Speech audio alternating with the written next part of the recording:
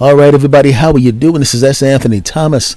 This is the S. Anthony Thomas Show. This is episode number 189, and I'm going to call this episode Relationship Check Engine Lights. Relationship Check Engine Lights, because as we all know, if there's something wrong with your car, a lot of times way before it becomes a problem that's really expensive, or a problem that'll disable your car, or a problem that's a pain in the butt, the check engine light is on. It's a warning to tell you, hey, you might want to look at that. And relationships have those as well. Now, nowadays they call them red flags, but back in the day, I used to call them check engine lights. And the reason I'm talking about this is because I recently had some car issues. Right? Car was going well, and all of a sudden, some weird crap started happening, and some smoke started coming out of the car. And I'm thinking, oh man, this is going to be a super expensive repair. Oh, money I had saved for something else is going to have to go to this, and it's going to kill something else I was trying to work on. Oh, it's going to delay me. Oh, right. But I take the car to the mechanic. They diagnose it, and as it turns out, the repair will be hundreds of dollars, not a couple thousand. Thank goodness. Whoa. Right? Because when you have a problem and you can fix the problem, it's great. It's great. It's great. So I have that problem fixed, and I'm driving around, and then something else unrelated starts to go wrong with the car.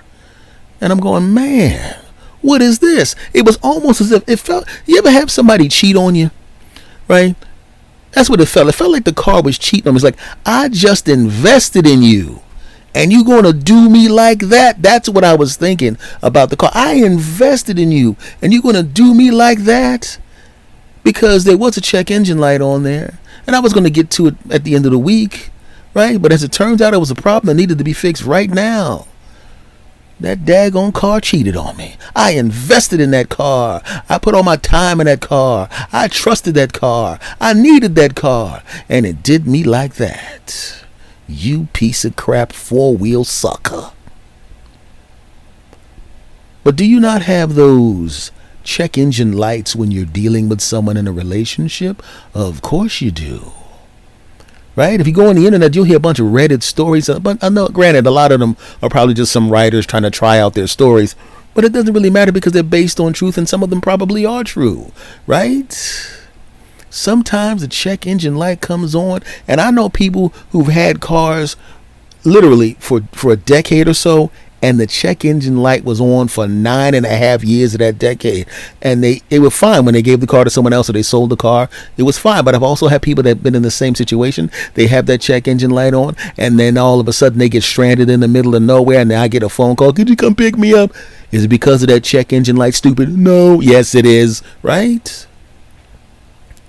You ever seen the check engine light in your relationship?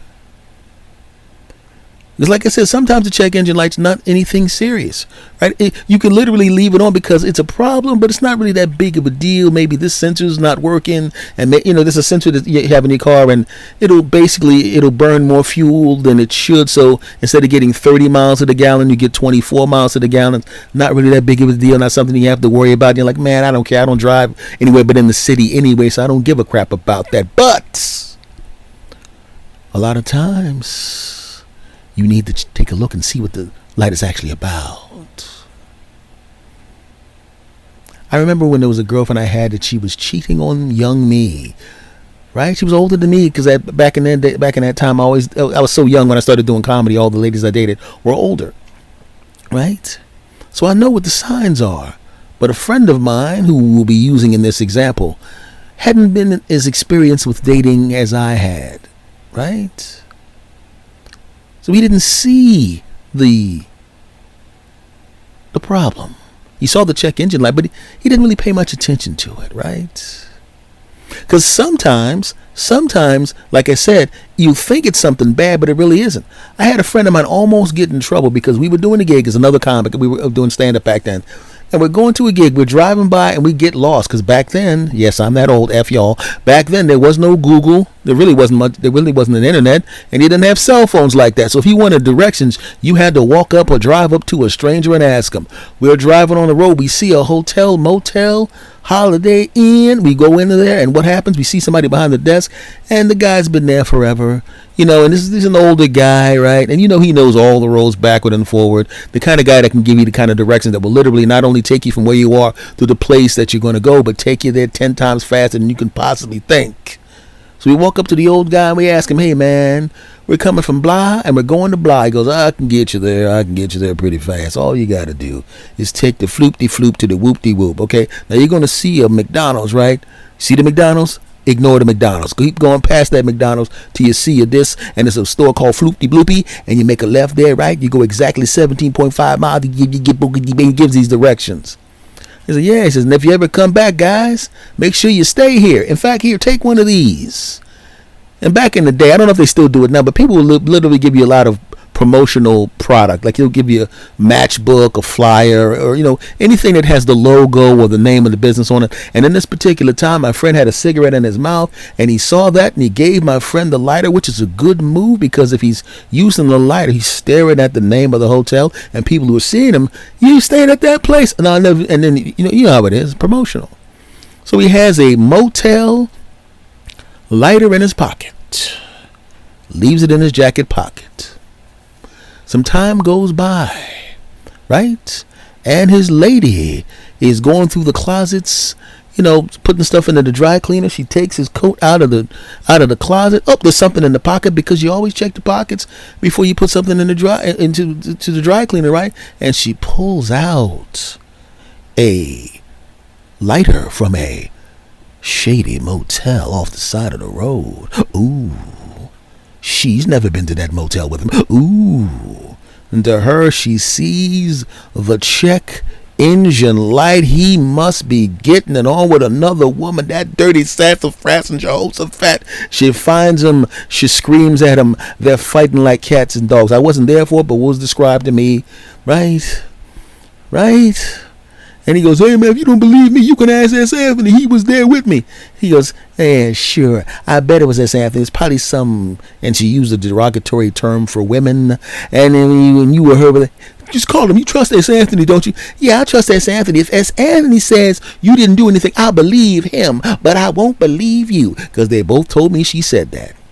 He says, in fact, I'm gonna be on speakerphone, and I'm gonna have him tell me what happened. I'm not gonna ask him any questions. I'm just gonna start a conversation. You call him up, you start a conversation, and I'm gonna start talking to him. And then and if he just says what you said happened without any prompting from you, I'll believe you.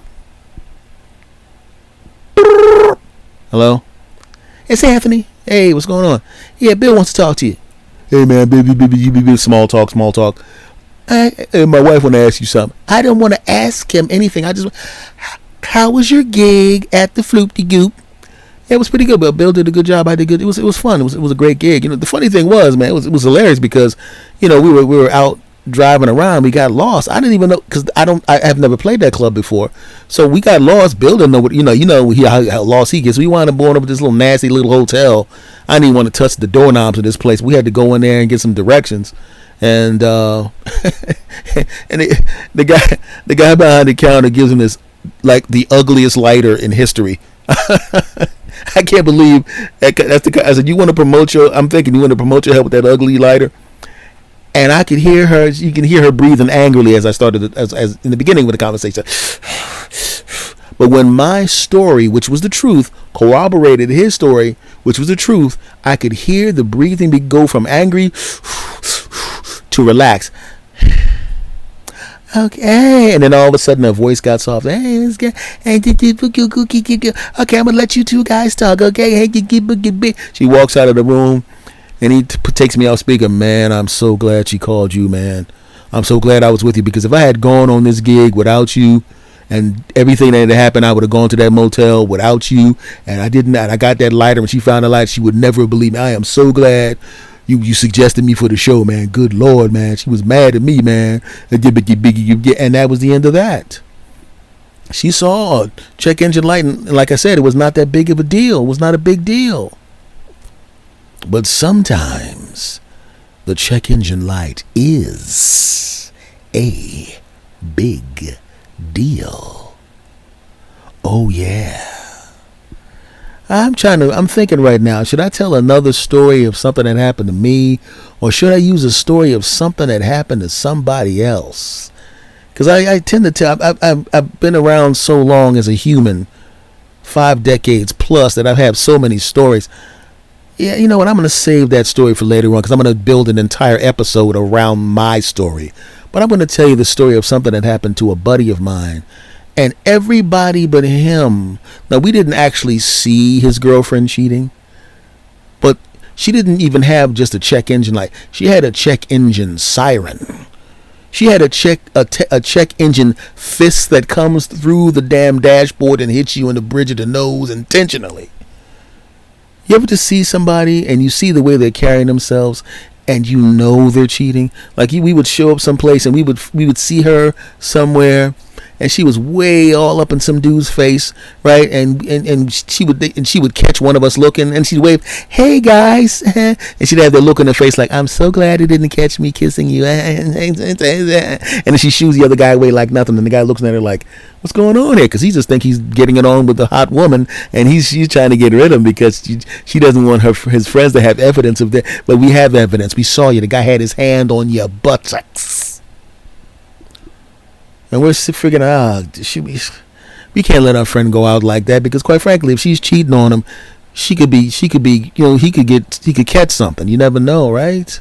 So we're like, oh, dude. I said, let's not have one of us tell him. Since we were all here and we saw it, we're going to have to hit him with the collective truth. And we tell him. And at first he thinks we have ganged up to prank him, because that group of friends I had at the time. Oh, I still have those friends, but they're all spread all over the world now. But that's the kind of thing they would do, but never anything serious. They wouldn't prank you on something that would hurt you. You know, just kind of make fun of you a little bit. And we explained, "No, dude," and you're like, "Man, come on, man." And he just wouldn't believe it, right? He didn't even get mad. He just wouldn't believe. We just thought that the result of the prank that we wanted to do on him didn't come to fruition, so he just wouldn't believe it. "Man, y'all was pranking me. Get out of here." He wouldn't believe it.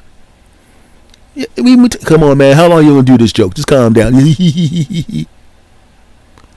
But when your friends who've never lied to you collectively tell you they were all there and saw something that at the very least talk to your lady, or see what's going on, or keep an eye out, that was the first check engine light.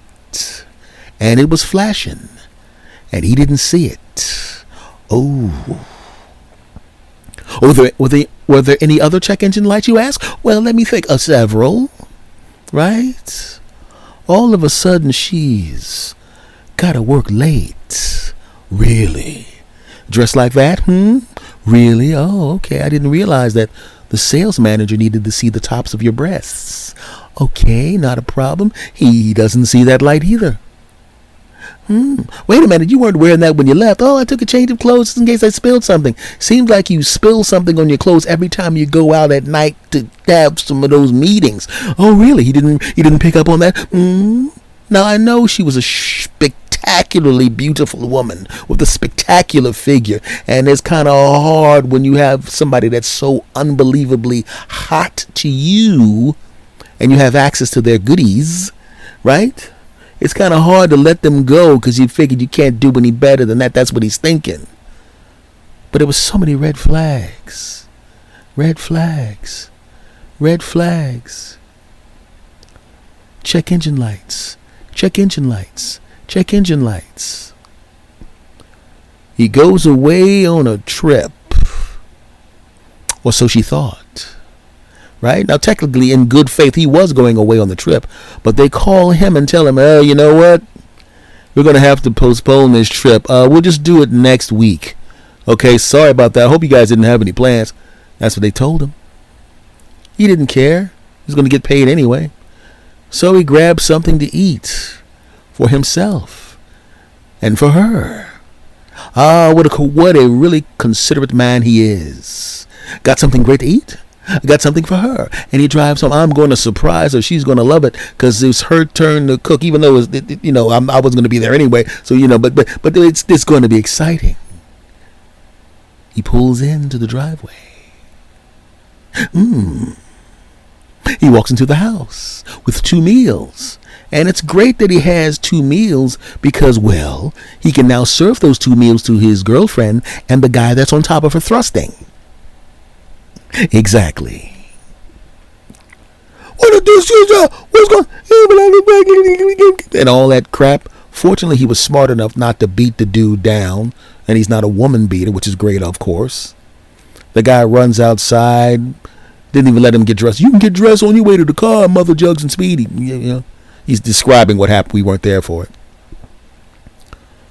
But all the red flags were there. Your friends tell you she's going out late at night, going out dressed in one set of clothes with her breasts hanging out, coming back with a different set of clothes. You didn't even see her take the clothes out. Those clothes were someplace else. She had a stash of clothes in the car or in a hotel or wherever the heck it was. All the check engine lights were there, you silly goose. But just like a car, when the check engine light's going off and it's flashing, you better take a quick look and find out whether or not it's worth fixing the car or whether you have to scrap it. In my particular case with my actual car, it was not a big deal. They fixed the first thing, the second thing, not a problem. It had nothing to do with the first repair. It was merely a coincidence that this other thing became faulty. A coincidence, right? And I go back and they fix it. And that repair was ridiculously cheap. It was just some stupid punk sensor. And the guy just says, I can put this in right now. He opened up the lid, opened up the hood, says, there it is right there. Pulled it out. I got one right on the shelf. Put it in, bang, bang. And he goes, you send so many people to me. I get so many customers from you. This one's on me, sir. And I said, oh, okay, sir? He goes, yeah, man. He said, look, you send me 27 cars. I think I can give you a $30 sensor and plug it in 15 seconds and let you drive out. Besides, you already paid for another repair. Don't worry about it. And I drove away. It was not a major problem. It's like my friend with the lighter, check engine light. She saw a check engine light, and rightfully so. She didn't know where that hotel was. She knows she'd never been there with him. And even though he had never given her an indication, let's be honest, how many people have a spouse that didn't give them any indication that anything was going wrong, and then you find out everything was really wrong? All these divorces that happen, you think people got into a marriage going, you know what I hope? I hope 5 years from now we hate each other's guts and we argue over the dog. No. Right? So she saw a check engine light and she checked on it quickly. Right? This guy ignored the check engine lights and wound up without his girlfriend and some sheets he actually threw in the trash because that was gross. Now, as it turns out, he got rid of her. Well, if you walk into your house and some dudes on top of your girlfriend, you're on top of your girlfriend making animal sounds in your house, in your bed. Well, yeah, I think the relationship's over. He throws her out, not physically throws her out, but says, get your stuff and get out. She gets out. The funny thing is, the dude she was underneath was like, you ain't living with me. Right? But she got back on her feet, and later on, it's like one of those movies where the person does something horrible to somebody, and then they realize how bad it was when you see the look on the face of somebody who actually genuinely cared about you, and you're like, I can't do that to somebody else. I just can't. And they turn their life around, which is what she did. And this guy gets hurt, but now he has his radar up, and he checks all check engine lights. If there's a problem in a relationship, he jumps on it really quickly because he doesn't want to have to deal with any kind of weirdness like he just had to deal with. Because I've been there too. I've had my heart ripped out by somebody, and I didn't take it out on the women that I went at with after that. I'm not gonna. Somebody cheated on me back in 1997, and I'm gonna take it out on you in 2025. I'm not that guy. I'm just not. But I do know that if I see problems, I'll jump on them immediately. And I think that's a good way to live, isn't it? Right? Because you need your car, and if there's a problem, and there's a little problem, you jump on that sucker real quick, Jack. Jump on it real quick before it becomes a big problem. If you're in a relationship with somebody romantically and you see a little bit of a problem, jump on it real quick. If she feels like she's being neglected or he feels like they're being neglected, right? Jump on that real quick. Give them some time. If they feel that y'all aren't getting it on enough, jump on top of them and give them that good business so good they think it's Christmas. That's what you do. And even friendships.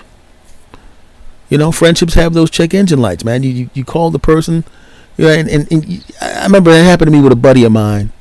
We hadn't talked in a while, and there was no animosity, no hatred, or anything like that. We didn't have anything bad to say to each other, but we hadn't talked in a long period of time. And I remember our last conversation was this lively, fun conversation. And I called him up, and we were on the phone talking, and the energy and the charisma that and the you have the chemistry. I should say, not charisma. The chemistry was just not there. Too many years had gone by, right? And we tried to call again, and it just wasn't there. And I realized the reason that friendship, which was lively and fun, was because of the distance, right? And he figured it out too. Boy, and he called me up, hey man, I said, I'm just gonna call it out. I'm just gonna call. I said, bro, our conversations on the phone, the last two kind of sucked, man. I said, back in the day, man, we used to have a good time, and we used to break each other's stones over the phone, have a good time, and all of that. And I said, so much time has gone by. Right? I said, it's not like I don't have any ill feelings towards you. You don't have any ill feelings towards me, because I ain't got no feeling towards you. I have no problem with dudes who are grown men who can't make it to 6 feet tall. He roasted me. I said, no, and I smiled because I said, now that sounds like him. That sounds like what we would do. And I would go, okay. I'm going to hit him with a quick little light fun roast, and because I laughed at his roast. And I said, yeah, can I ask you a question? He said, yeah. Are you still married? He goes, yeah. He goes, why would you think I'm not still married? I said, well, I know that your wife wears glasses so she can see you. So, I mean, like, she has to look at you. And does she gets sick to the stomach, or, I mean, the kids are good looking. You sure they're yours? And that's not exactly what we said to each other. I'm just giving you a paraphrase. And that's how comics talk to each other. So we would just do stuff like that back and forth on the phone, and all of a sudden, over the course of time, the conversations started to become more lively, and we would sprinkle in a light roast, and I would sprinkle in a light roast, and we'd go back and forth, and all of a sudden we're laughing and having a great time, and it was like lighting the ignition, lighting the pilot light on the water heater. All of a sudden, that cold water started to become warm again, and to this day, we're cool. Because we made the decision, hey, we can't let a friendship that is this cool disappear because of distance, because of time, because of families, because of commitments. You got to have friends, and you should enjoy your friends. And I've known this person since I was about 20 or somewhere around there, maybe even late teens. So why would I lose a friendship like that with somebody I care about because of some time and some distance? Right? I noticed the check engine light on the first phone call. It wasn't the same. We weren't the same people anymore. The people that the other person was loved and was friends with existed inside of us, but as we had gotten older and more mature, and the time and distance, it kind of watered down what was there. It was kind of like dust and soot over what made us friends in the first place. But then I called it out because I wanted to find out. Because if there was no way, if I called out what was going on, and we weren't able to reignite the friendship, at least I would know, and then I would go, okay, well, that friendship ended. It was cool, but that was a chapter, and that chapter is ended. But because I called it out, and we both acknowledged that the last two phone calls sucked, we haven't had a sucky phone call, and it's been a long time. Probably a lot older than a third of my audience. Right? So it's the same thing, man. Same thing with your health. Check the check engine light. As soon as you see a check engine light, bam, jump right on it, okay? I'm telling you this because I care about you, you silly gooses. I care about you. You understand? All right? All right. Now, this has been episode number 189 of the S. Anthony Thomas Show. Thank you very much for coming back. I appreciate you. I see the numbers. I see you coming back. I see you. And also I see you people coming over from YouTube. Thank you. I got a lot of subscribers on YouTube, and they're coming over to listen to both of the podcasts. I appreciate you. Much love to you all. Do me a favor, my friends. My name is S. Anthony Thomas. Google me. I'm everywhere. And mostly I would like you that are not listening to, that are listeners but are not people that are on YouTube, go check out my YouTube channel. Go subscribe to it. It's Mr. S. Anthony Thomas, MR. and then my name, S. Anthony Thomas. Go check that out and go subscribe to that. I'm doing some cool stuff over there. But we have concluded today's episode. Much love to you all. Thank you. And I will see you again next time, my friends. Take care.